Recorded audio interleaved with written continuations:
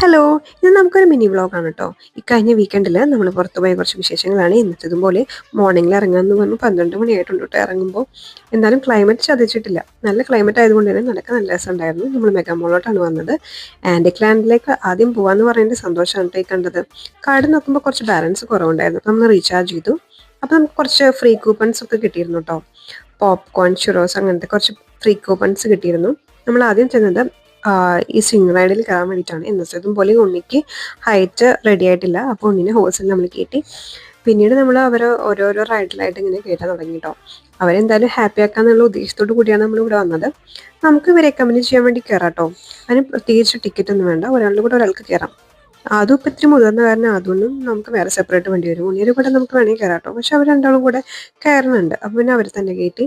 പിന്നെ പോപ്കോണും ചുറോസൊക്കെ നമ്മൾ വാങ്ങിച്ചു കേട്ടോ. അതൊക്കെ കഴിച്ചതിന് ശേഷം നമ്മൾ ഇവിടുത്തെ സ്പെഷ്യൽ റൈഡിലാണ് കേട്ടോ കയറാൻ പോകുന്നത്.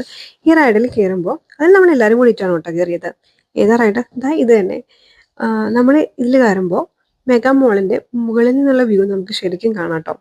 അങ്ങനെ നമ്മളെല്ലാവരും കൂടെ കയറി. എല്ലാവരും കൂടെ ഒന്നിച്ചല്ല, പെയറായിട്ട് കയറി കേട്ടോ.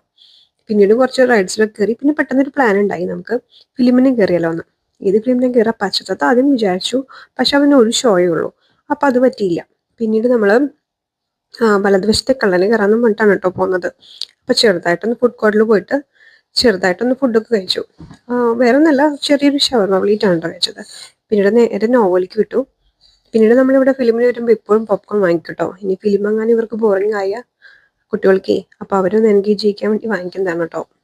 അങ്ങനെ നമ്മൾ ഫിലിമിന് കയറാണ്. ട്വിസ്റ്റ് എന്താണെന്ന് വെച്ചിട്ടുണ്ടെങ്കിൽ വലതുവശത്തെ കള്ളനല്ലായിരുന്നു, എന്നെ ഒന്ന് പറ്റിച്ചതായിരുന്നു ചെറുതായിട്ട്. എന്നാലും ഫിലിം നല്ല സൂപ്പർ ഫിലിമായിരുന്നു കേട്ടോ.